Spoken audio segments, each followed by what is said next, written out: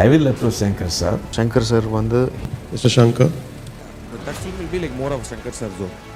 and trying to create something unique for India. framing గానీ everything is like top. With folded hands, sir, please listen the story. He used visual effects to enhance the magnanimity of the film. This is like Shankar sir film, so let us not do it now. Shankar ಅಂದರೆ ಅದೊಂದು ಹೆಸರಲ್ಲ, ಅದೊಂದು ದೊಡ್ಡ brand. Shankar ಅವರ cinema ಬರ್ತಾ ಇದೆ ಅಂದ್ರೇ ಜನ ಊಟ ನಿದ್ದೆ ಎಲ್ಲ ಬಿಟ್ಬಿಟ್ಟು ರಿಲೀಸ್ ಯಾವಾಗ ಆಗುತ್ತೆ ಅಂತ ಕಾಯ್ಕೊಂಡು ಕೂತ್ಕೊಂಡಿರ್ತಿದ್ರು. ಭಾರತ ಚಿತ್ರರಂಗದ ಅದ್ಭುತ ನಿರ್ದೇಶಕರ ಪಟ್ಟಿಯಲ್ಲಿ ಶಂಕರ್ ಅವ್ರನ್ನ ಫಸ್ಟ್ ಲಿಸ್ಟ್ ಅಲ್ಲಿ ಇಡ್ಲೇಬೇಕಾಗುತ್ತೆ.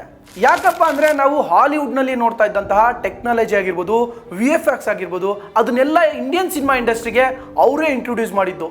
ಜೊತೆಗೆ ಸೋಷಿಯಲ್ ಇಶ್ಯೂ ಇಟ್ಕೊಂಡು ಕಮರ್ಷಿಯಲ್ ಸಿನಿಮಾ ಮಾಡಿ ಕಮರ್ಷಿಯಲ್ ಸಿನಿಮಾಗಳಿಗೆ ಹೊಸ ಟಚ್ ಕೊಟ್ಟಂತಹವರೇ ಶಂಕರ್.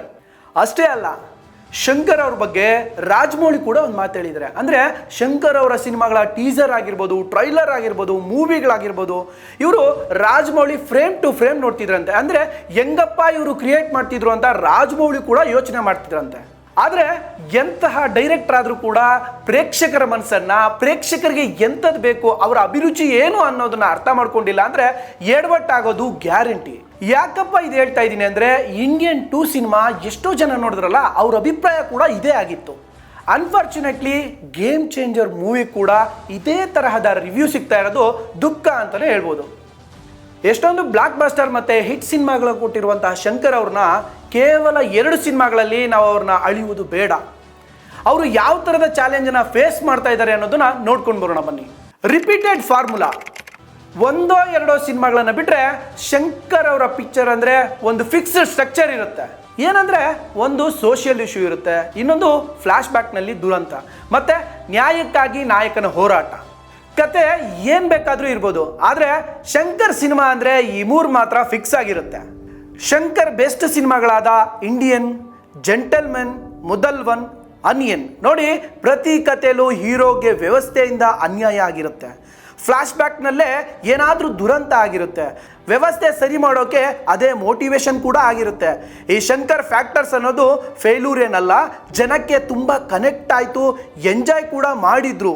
ಆದರೆ ಈಗ ತಾನೇ ಬಂದ ಇಂಡಿಯನ್ 2 ಗೇಮ್ ಚೇಂಜರ್ನಲ್ಲೂ ಇದೇ ಫಾರ್ಮುಲಾ ರಿಪೀಟ್ ಆಯಿತು. ದೊಡ್ಡ ಸಿನಿಮಾ ಅಂತ ಬಂದಾಗ ಪ್ರೇಕ್ಷಕ ರಿಚ್ನೆಸ್ ಎಷ್ಟು ಎಕ್ಸ್ಪೆಕ್ಟ್ ಮಾಡ್ತಾನೋ ಹಾಗೆ ಡಿಫ್ರೆಂಟ್ ಸ್ಟೋರಿ ಟೆಲ್ಲಿಂಗ್ ಕೂಡ ಬೇಕು ಅಂತ ಅನಿಸುತ್ತೆ.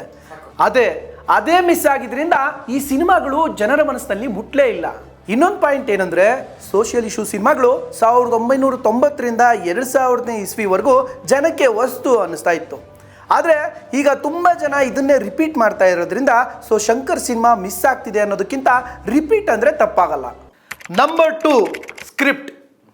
ಇಂಡಿಯನ್ ಸಿನಿಮಾದಲ್ಲಿ ಶಂಕರ್ ಅವ್ರ ಜೊತೆ ಒಬ್ಬ ರೈಟ್ರು ಕೂಡ ಜಾಯಿನ್ ಆಗ್ತಾರೆ. ಶಂಕರ್ ಅವರ ಸಕ್ಸಸ್ಗೆ ಹೆಚ್ಚು ಹೆಗಲು ಕೊಟ್ಟವರೇ ಈ ಸುಜಾತಾ ರಂಗರಾಜನ್. ಅವರ ಕೊನೆ ಉಸಿರಿರೋವರೆಗೂ ಈ ಶಂಕರ್ ಅವ್ರ ಜೊತೆ ಕೆಲಸ ಮಾಡಿದ್ದಾರೆ. ಎಂದಿನ ಸಿನಿಮಾ ಟೈಮಲ್ಲಿ ಸುಜಾತಾ ಅವರು ಸಾವನ್ನಪ್ತಾರೆ. ಅದಾದಮೇಲೆ ಶಂಕರ್ ಅವರು ಹೊಸ ಟೀಮ್ ಜೊತೆ ಕೆಲಸ ಮಾಡಬೇಕಾಗುತ್ತೆ. ಸುಜಾತಾ ಅವರ ಡೈಲಾಗ್ಗಳು ಸಾಮಾನ್ಯ ಜನರನ್ನು ಕೂಡ ಟಚ್ ಮಾಡ್ತಾ ಇದ್ವು. Middle class and realistic dialogues ಎಲ್ಲ ವರ್ಗದ ಜನರನ್ನು ತಲುಪ್ತಾ ಇದ್ವು. ಅಷ್ಟೇ ಯಾಕೆ, ಬಾಯ್ಸ್ ಅನ್ನೋ ಒಂದು ಯೂತ್ಫುಲ್ ಸಿನಿಮಾ ಮಾಡಿದಾಗ ಕೂಡ ಸುಜಾತಾ ಅವರ ಡೈಲಾಗ್ಸ್ನಲ್ಲಿ ಎಕ್ಸ್ಪೆರಿಮೆಂಟ್ ಮಾಡಿದ್ರು, ಅದು ಕೂಡ ಸಕ್ಸಸ್ ಆಗಿತ್ತು. ಆದರೆ ಈಗ ಈ ವಿಷಯದಲ್ಲಿ ಶಂಕರ್ ಅವರು ಕಂಫರ್ಟ್ ಝೋನಿಂದ ಆಚೆ ಬರಲೇಬೇಕಾಗುತ್ತೆ. ಹೊಸ ಎಕ್ಸ್ಪೆರಿಮೆಂಟ್ಸ್ ಮಾಡಲೇಬೇಕಾದ ಅವಶ್ಯಕತೆ ಕೂಡ ಇದೆ. Number 3, style and story telling. ಜನ ಸಿನಿಮಾ ನೋಡೋಕೆ ಬರೋದು ಕೇವಲ VFX ನೋಡೋಕ್ಕಲ್ಲ, ಒಂದು ಕತೆ ನೋಡೋಕ್ಕೋಸ್ಕರ ಬರ್ತಾರೆ. ಆ ಕತೆ ಜನರನ್ನ ಹಿಡಿದು ಕೂರಿಸ್ಬೇಕಾಗುತ್ತೆ. ಪ್ರೇಕ್ಷಕರು ಆ ಸಿನಿಮಾದೊಳಗೆ ಹೋಗಿ ಇಳಿದು ಮುಳುಗಿ ಎಂಜಾಯ್ ಮಾಡಬೇಕಾಗುತ್ತೆ. ಶಂಕರ್ ಅವರ ಹಳೆ ಸಿನಿಮಾಗಳಲ್ಲಿ ಇದು ಸರಿಯಾದ ಪ್ರಮಾಣದಲ್ಲೇ ಇತ್ತು. ಅಂದರೆ ಏನೇ VFX ಬ್ಯೂಟಿಫುಲ್ ಮೇಕಿಂಗ್ ಮಾಡಿದ್ರೂ ಅದು ಕತೆನ ಡಾಮಿನೇಟ್ ಮಾಡ್ತಾ ಇರಲಿಲ್ಲ. ಆದರೆ ಇತ್ತೀಚಿನ ಸಿನಿಮಾಗಳಲ್ಲಿ ಕತೆ ಆಫ್ ಟ್ರ್ಯಾಕ್ ಆದರೂ ಓಕೆ, ಮೇಕಿಂಗ್ ಬಗ್ಗೆ ಕಾನ್ಸಂಟ್ರೇಟ್ ಮಾಡಿದ್ದಾರೆ. ಶಂಕರ್ ಮೊದಲಿನಂತೆ ಈ ಸ್ಟೈಲ್ ಹಾಗೂ ಸ್ಟೋರಿ ಟೆಲ್ಲಿಂಗ್ ಎರಡನ್ನೂ ಬ್ಯಾಲೆನ್ಸ್ ಮಾಡೋದ್ರಲ್ಲಿ ಎಡುತ್ತಾ ಇರೋದು ಚೆನ್ನಾಗೇ ಗೊತ್ತಾಗ್ತಾ ಇದೆ. ನಂಬರ್ 4, ಎಂಗೇಜ್ ಆಗದ ಆ್ಯಕ್ಷನ್ ಸೀನ್ಸ್. ಅನಿಯನ್ನ ಕುಂಫು ಫೈಟ್ ನೆನಪಿದೆಯಾ ನಿಮಗೆ? ಅದು ನೋಡಿದ್ರೆ ವಾವ್ ಅನಿಸುತ್ತೆ. ಅದ್ರ ಜೊತೆಯಲ್ಲೇ ಕ್ಲೈಮ್ಯಾಕ್ಸ್ನಲ್ಲಿ ಪೊಲೀಸ್ ಸ್ಟೇಷನ್ನಲ್ಲಿ ಪ್ರಕಾಶ್ ರಾಜ್ ವಿಕ್ರಮ್ಗೆ ಹೊಡೆಯೋ ಸೀನ್ ಬ್ರೂಟಲ್ ಅಂತ ಅನಿಸುತ್ತೆ, ಮನಸ್ಸು ಸಂಕಟ ಪಡುತ್ತೆ. ಅಂದರೆ ಶಂಕರ್ ಅವರ ಆ್ಯಕ್ಷನ್ ಸೀನ್ಸ್ ತುಂಬ ಮನಸ್ಸಿಗೆ ನಾಟ್ತಾ ಇತ್ತು.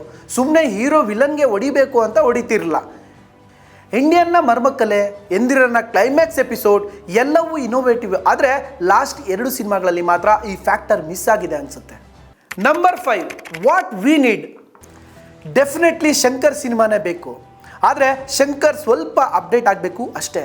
ಶಂಕರ್ ಸಿನಿಮಾವನ್ನು ಥಿಯೇಟರ್ನಲ್ಲೇ ನೋಡಬೇಕು ಅನ್ಕೊಂತೀವಿ ಖಂಡಿತ.